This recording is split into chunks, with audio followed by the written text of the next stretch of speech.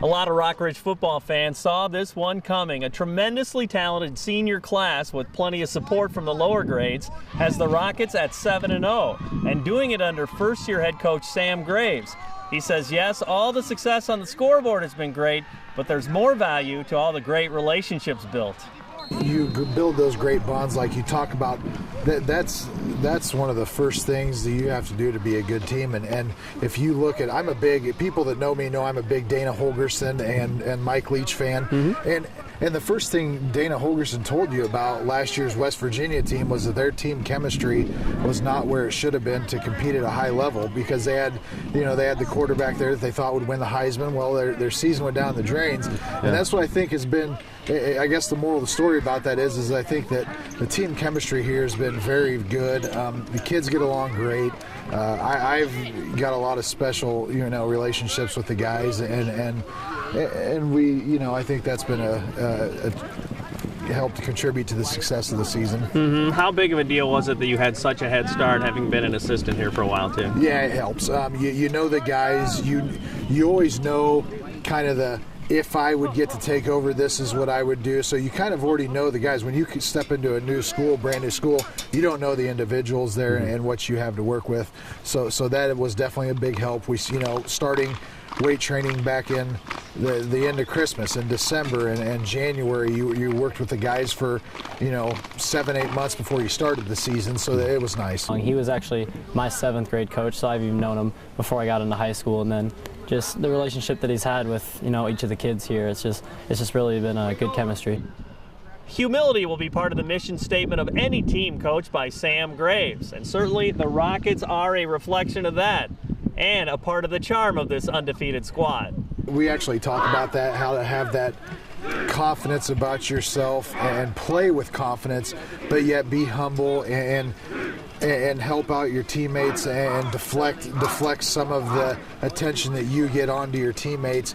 And you're right. I mean, the perfect victory for me is when the guys get all the attention and the cheers, and I can just go back off to the sideline and behind the stands and see my daughters and my family and kind of celebrate with them, and the guys get all the attention. So but I think and you're right, the guys kind of do that same thing. They deflect a lot of that attention towards their teammates, and when they have a big game, they say it's because of other people. One of my favorite verses is the Lord is a warrior, the Lord is his name, and that's what I share with actually a couple other guys that I was talking to, is that's what I kind of go off of all the time, is if you do something, you don't do it half-hearted. You do it with a great passion, because that's what you do to be great, is you do it with a great passion. Effort and attitude is big. You step on the field, you got to go 110% all the time, and that's really a big one. And just preparation is a big one too, watching the film on your own, talking with other teammates on what needs to be done before Friday as well as Friday night. He's a guy that would rather wear sunglasses and a hoodie, so no one knows that he's in charge out here at a lot of levels. How much do you appreciate his humility too? He's a pretty funny coach, and I don't know if he really likes the spotlight too much, and that also keeps us really modest too, because I don't think we really like it either. We like to just be under the radar and just come out on Friday night and play.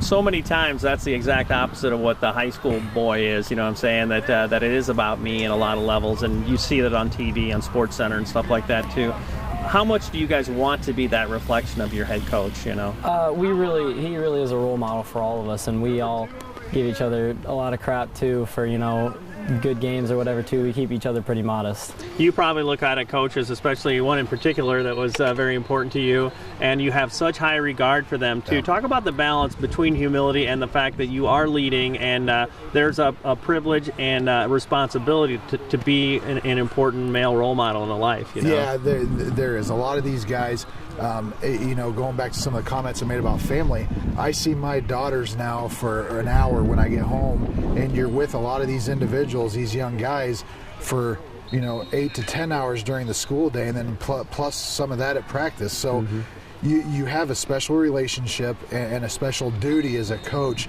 and I think everybody that knows me will say the person I looked up to the most was my dad, and being my head coach there at Canton, and of course my father, and he was always that great individual that people went to, and he he actually started an FCA chapter at Canton, and they were there for a while, and then he left. I don't know if that's still going or not, but you know, I learned that from him a great deal, is that this is so much more than the game of football, that you are building a special relationship that a lot of these guys, you don't know their family situation and their home life. You're building that special bond, and you can really have them look up to you and be that special person.